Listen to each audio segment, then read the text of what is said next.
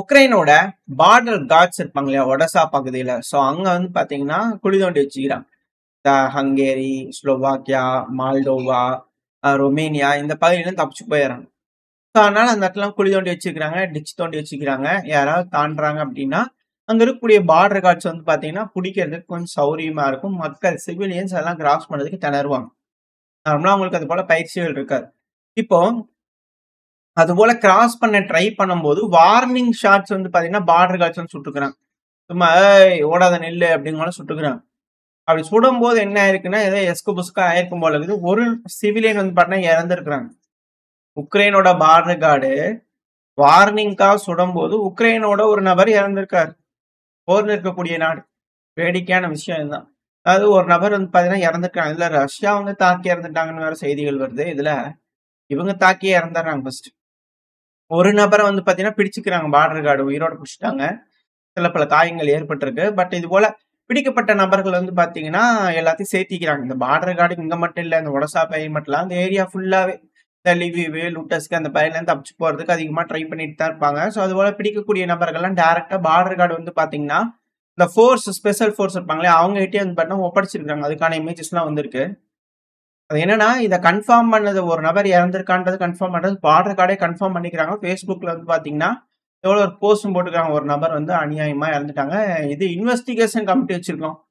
எதனால அவர் இறந்தார் அப்படிங்கிறது போல இன்வெஸ்டிகேஷன் அதெல்லாம் லாலாம் கரெக்டா தான் இருக்கும். அதெல்லாம் எந்த ஒரு மாற்றம் சொல்ல முடியாது. நியாயம் அப்படிங்கிறது இருக்கத்தான் செய்யும். ஏன்னா உக்ரைன் இல்லையா, அமெரிக்கா உதவி அப்படின்னா நியாயம் அப்படிங்கிறது போல இருக்கும். ஸோ நியாயம் என்ன கிடைக்குது அந்த இறந்தவருக்கு அப்படிங்கிறது போல பார்க்கலாம். இது போல தப்பிச்சு தப்பிச்சு ஓடிடுறாங்க. நாடு போர்ல இருக்கு, ரஷ்யா அடிச்சுக்கிட்டு இருக்கிறாங்க. ஆனா ஏன் சிவிலியன்ஸ் தப்பிச்சு போறாங்க அப்படின்ற கேள்விகள் இருக்கு. எனக்கு இது மந்த் எக்ஸாக்டா தெரியல. மே மாசம்னு நினைக்கிறேன். இந்த வருஷத்தோட மே ஜூன் மாசம் இருக்கலாம். அந்த டைம் வந்து பார்த்தா ஜெலன்ஸ்கி அவர்கள் ஒரு விஷயம் சொல்லியிருந்தார். ஜெலன்ஸ்கி அவர்களே அபிஷியலா சொல்லியிருந்தார். அது ரஷ்யா வந்து உக்ரைனை விட அதிகப்படியா மொபைலைஸ் பண்றாங்க ராணுவ வீரர்களை. ராணுவத்துல வந்து பார்த்தீங்கன்னா சேர்த்துறாங்க அப்படிங்கிற குற்றச்சாட்டுகள் வச்சிருந்தாங்க. துல்லிய தகவல் தானே அவர்கிட்ட எப்பவுமே இருக்கும். ஒரு மாசத்துக்கு ரஷ்யா 40,000 இருந்து 45,000 பேர்த்த மொபைலைஸ் பண்றாங்க ஒரு மாசத்துக்கு ரஷ்யா. அதே உக்ரைன் வந்து பண்ண 25,000 இருந்து 27,000 பேர் தான் மொபைலைஸ் பண்றாங்க. மே மாசம் வந்திருக்கலாம். இருந்துச்சுன்னா செய்தியை நான் அட்டாச் பண்றேன். இதை நம்ம செய்தியில பார்த்துருப்போம். 20,000 இருந்து 27,000க்குள்ளதான் வந்து பாத்தீங்கன்னா உக்ரைன் மொபைலைஸ் பண்றாங்க அப்படிங்கிற குற்றச்சாட்டுகள். இதுலயே வந்து பாத்தீங்கன்னா ஏகப்பட்ட வித்தியாசங்கள் இருக்கு. இல்லையா நிறைய பேர் சொன்னாங்க பொண்ணுக்கு பின்னாடி போய் ஒளிஞ்சுக்கிறாங்க, அவங்க ஒய்ஃபுக்கு பின்னாடி போய் ஒளிஞ்சுக்குவாங்கன்னு நாங்க நினைக்கல. உக்ரைன்ல இருக்கிற மக்கள் ஆண்கள் இப்படி இருக்காங்க அப்படிங்கிறது போல பல குற்றச்சாட்டுகள் உள்ளே ஏகப்பட்ட சலசலப்புகள், கோபங்கள், இது போல வார்த்தை மோதல்கள் பலது இருக்கு உக்ரைனை பொறுத்த வரைக்கும். இப்ப ஆள் பற்றாக்குறை அப்படிங்கிறது அதிக அளவுல இருக்கு. அதுதான் இப்ப திரும்ப திரும்ப வெளியே வந்துகிட்டு இருக்கு. அது மட்டும் இல்லாம சில நாட்களுக்கு முன்னாடி ஆகஸ்ட் மாசம் நினைக்கிறேன் எக்ஸாக்டா ஜெலன்ஸ்கி அவர்கள் ஒரு பத்திரிகைக்கு பேட்டி கொடுக்கும்போது சில விஷயங்கள் சொல்லியிருந்தாரு. அதாவது நீங்க ரஃபா எடுத்துக்கங்க. ஏன்னா இந்த வேர்டெல்லாம் அவர் சொல்லவே மாட்டார். துல்லியமான தகவல்கள் கொடுப்பாரு. இதுலயும் கொடுத்துருக்கிறாரு. பட் அதாவது ரஃபா நீங்க 1000 பேர் எடுத்துக்கிட்டீங்கன்னா 1000 பேர் எடுத்துக்கோங்களேன். நீங்க சராசரியா ஒரு நபர் உக்ரைனியன் வீரர் இறக்குறாருன்னா 3 நபர் ரஷ்ய வீரர் இறக்குறாரு. ஜெலன்ஸ்கி அவர்கள் சொல்லியிருந்தாரு. இந்த கால்குலேஷனுக்கே நம்ம வருவோம். காரணமே இருக்கு. ஏன்னா அதுலயே அந்த டைம்லயுமே வந்து பாத்தீங்கன்னா எக்ஸாக்டா சொல்லியிருந்தாரு. 531 வீரர்கள் கொல்லப்பட்டா 428 வீரர்கள் இன்ஜுரி ஆகுறாங்க ரஷ்யால ஒரு நாளைக்கு தோராயமா 500ல இருந்து 400 நபர் 500 நபர்கள் இறக்குறாங்க, 400 நபர்கள் காயமடைகிறாங்க. இதே ஆகஸ்ட் மாசம் நினைக்கிறேன். இந்த டேட் எனக்கு எக்ஸாக்டா தெரியல. ஆகஸ்ட் மாசம் இந்த மாசம் நடந்த ஒரு விஷயம். இப்ப வந்து பாத்தீங்கன்னா பேட்டியில் கொடுக்கும்போது சொல்லியிருந்தார். இதே நீங்க உக்ரைன் எடுத்துக்கிட்டீங்கன்னா 340 நபர்கள் இன்ஜுரிஸ், அதாவது கேஷுவாலிட்டிஸே 340 தான். இதுல 18 நபர்கள் இறக்குறாங்க அப்படின்னா 243 நபர்கள் இன்ஜுரி ஆகுறாங்க. 79 நபர்கள் காணாம போயிடுறாங்க. அத கில்டெலியும் சேர்த்துக்கலாம், இல்ல ரஷ்யா புடிச்சிட்டு போயிட்டாங்கன்னு வச்சுக்கலாம். எப்படியோ காணாம போறீங்களா சண்டையே பிடிக்காம ஓடி கூட போயிடலாம். ஒரு நாளைக்கு தோராயமா 70ல இருந்து 80 நபர்கிட்ட ஓடி போயிடுறதா ஜெலன்ஸ்கி அவர்கள் சொல்றாரு. இதே ரஷ்யால வந்து மிஸ்ஸிங் அப்படிலாம் இல்ல, கொல்றதே 500 கிட்ட வந்துருது இல்லையா. எப்படியோ இது போல வந்து பாத்தீங்கன்னா கிளைம் பண்ணியிருந்தார். ஸோ இவரோட கணக்குப்படி ரஷ்யர்கள் வந்து பாத்தீங்கன்னா 3 நபர்கள் இறக்குறாங்க. உக்ரைனோட ஒரு வீரர் இறந்தா 3 நபர்கள் இறக்குறாங்க. இது போல களத்துல நல்லா பெரிய ஆளுங்க தான் இருக்காங்க. சண்டை பிடிக்கிறதுக்கு விருப்பம் இல்லாத மக்கள். வம்படியா புடிச்சு கொண்டு போய் ட்ரெய்னிங் குடுத்து களத்துல விட்டா வீர தீர சாகசங்கள புரியிறாங்க.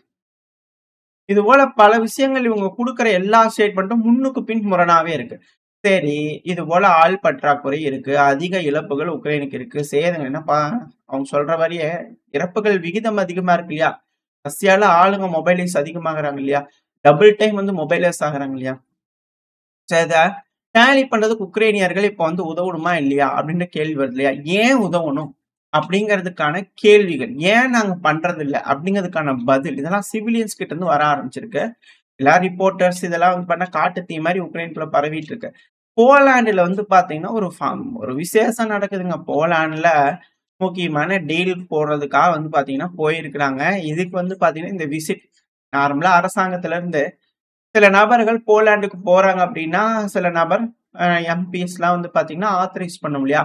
பர்சனலா விக்டர் லிஷான்ஸ்கோ அவர்கள்.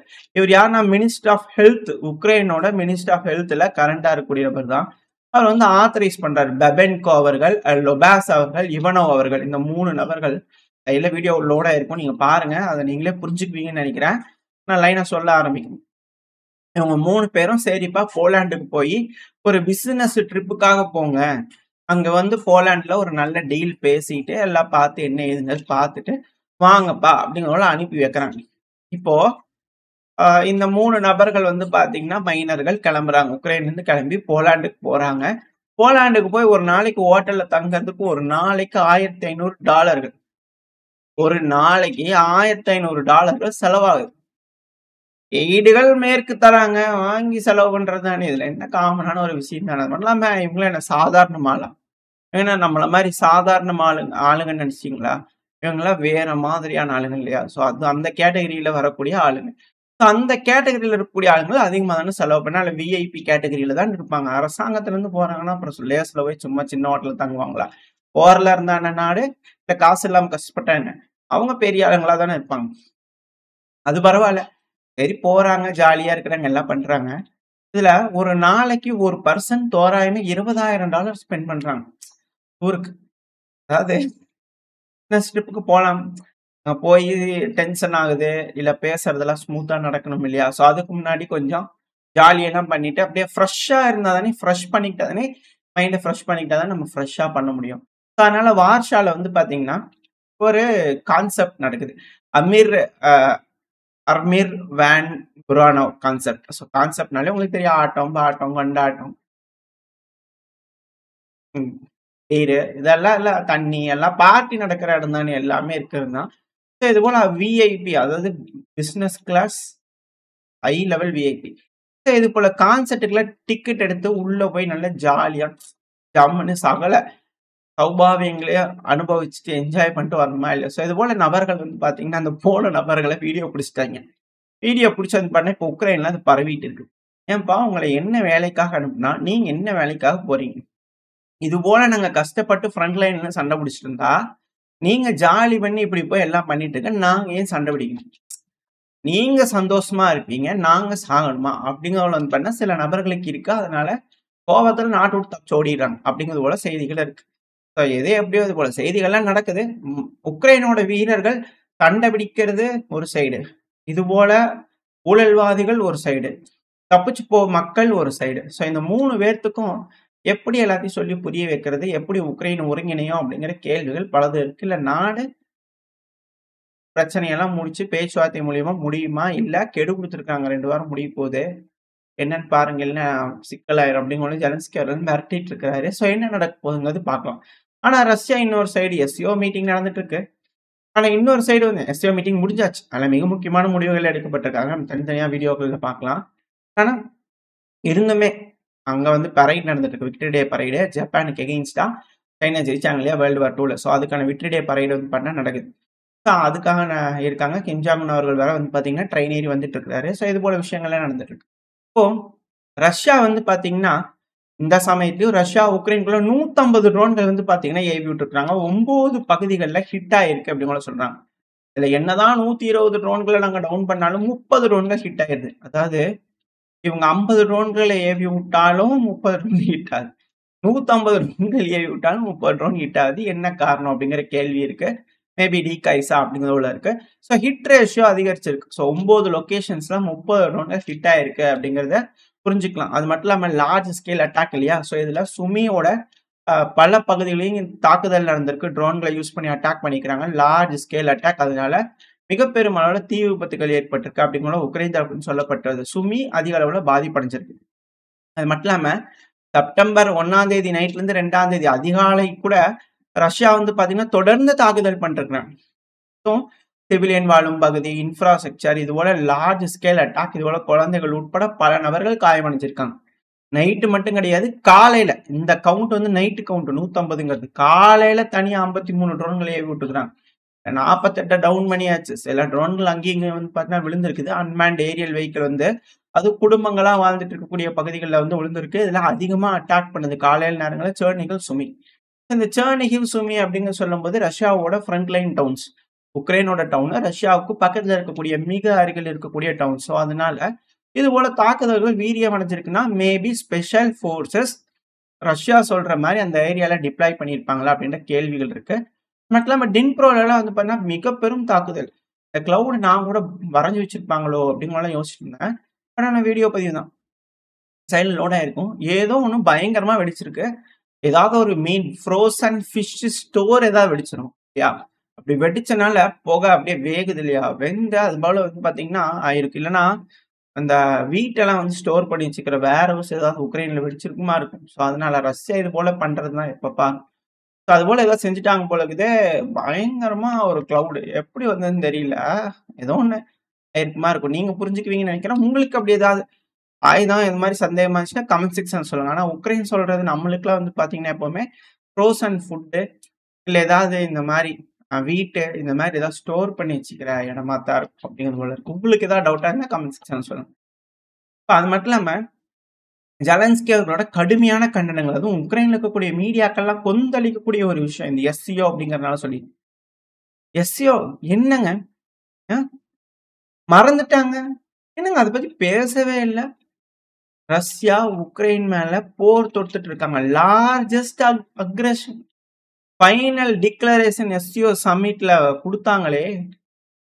ஏதாவது அதை பத்தி பேசினாங்களா? இந்த ரஷ்யாவோட அக்ரஷனை பத்தி பேசினாங்களா? உக்ரைனோட ஃபாரின் மினிஸ்டர் அப்படியே கொந்தடிச்சிருக்காரு. சர்ப்ரைசிங்கா இருக்கு. ரொம்ப ஆச்சரியமா இருக்கு. லார்ஜஸ்ட் அக்ரஷன் யூரோப்லயே வந்து பண்ணா லார்ஜஸ்ட் அக்ரஷன் நடந்துட்டு இருக்கு. வேர்ல்டு வார் 2க்கு அப்புறம் மிக பெரும் அளவுல போர் நடந்துட்டு இருக்கு. ஒரு மிக முக்கியமான ஒரு இம்பார்ட்டன்ட் பெருமளவு நடக்கக்கூடிய இம்பார்ட்டன்டான மீட்டிங் 20க்கும் மேற்பட்ட நாடுகள் தலைவர்கள் அட்டன் பண்ணிக்கிறாங்க. இத பத்தி ஒரு வார்த்தை பேசலையே. ஒரு முக்கியமான விஷயம் இந்த டாக்குமெண்ட்ல இடலையே. பல தீவிரவாத தாக்குதலை பத்தி பேசுறாங்க. மத்த நாடுகள் அக்ரஷனை பத்தி பேசுறாங்க. எல்லாம் பேசுறாங்க. உக்ரைனோட அக்ரஷனை பத்தி பேசவே இல்லையே. என்னங்க இது அப்படிங்கணும்னா உக்ரைனோட ஃபாரின் மினிஸ்டர்லாம் வந்து பாத்தீங்கன்னா ஷேபா அவர்கள் அப்படியுமே வெகுண்டெழுந்து கொந்தளிச்சு பேசிக்கிறாங்க. அவங்க ஏஷியன் ரிலேட்டட் அப்படிங்கிறது போல கான்சன்ட்ரேட் பண்றாங்க. இது யூரோப்ல நீங்க தானுங்க பேசிக்கணும் அப்படிங்கிறது போல இருக்கு. பட் இருந்தாலும் அவங்களோட ஆதங்கங்களை கொட்டியிருக்காங்க. இந்த மீட்டிங்லாம் நடக்கிறதுக்கு முன்னாடி நம்ம பிரைம் மினிஸ்டருக்கு ஃபோன் பண்ணி பேசியிருக்காங்க. ஏகப்பட்ட விஷயங்கள் செஞ்சு பார்த்தா ஜெலன்ஸ்கி ஒன்றும் வேகலை. சரி, ஓகே, அடுத்தடுத்து வர ஆரம்பிக்கலாம். அடுத்த மிக முக்கியமான தரமான சம்பவம் அப்படின்னா உக்ரைனோட செக்யூரிட்டி சர்வீஸ். இந்த கதிரவ் அவர்கள் இருக்கார் இல்லையா? ரம்ஜான் கதிரவ் அவர்கள், இந்த சேச்சனோட லீடர். அவரு மேல வந்து பண்ண சார்ஜ் ஷீட் ஃபைல் பண்ணிக்கிறாங்க. அதாவது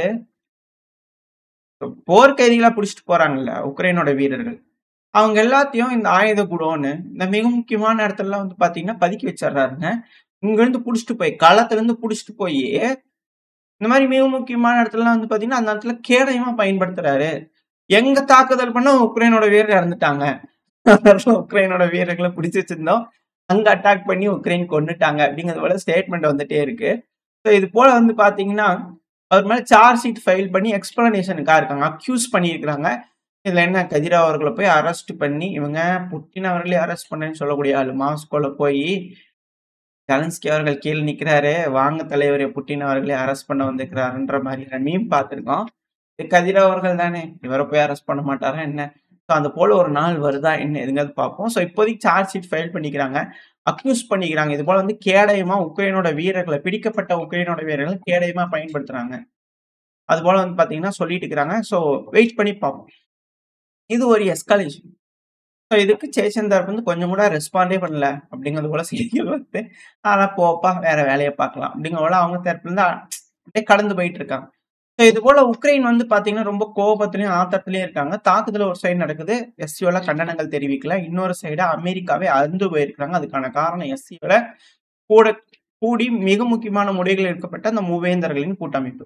இந்தியாவுக்கு வரணும் அப்படிங்கிற போல ஒரு குவாட் மீட்டிங்க்காக ட்ரம்ப் அவர்கள் இருந்தாரு. அதுக்கும் கேன்சல் பண்ணிட்டாரு. அந்த அளவுக்கான கோவங்கள் அவங்ககிட்ட இருக்கு. வரக்கூடிய பதிவுகள்ல அடுத்தடுத்து என்னென்னலாம் நடந்திருக்கு அப்படிங்கிறத பார்க்க ஆரம்பிக்கலாம். ஓரளவுக்கான தகவல்கள் இந்த பையில பார்த்திருப்போம். இத பத்தி நீங்க என்ன நினைக்கிறீங்க? உங்களோட கருத்துக்கள் என்ன? உங்களோட கருத்துக்கள் என்னது கமெண்ட் செக்ஷன்ல சொல்லுங்க. இந்த பதிவு நல்லா இருக்கும்னு நம்பிக்கையில அடுத்த பதிவுல சந்திக்கிறேன். Stay safe. பை.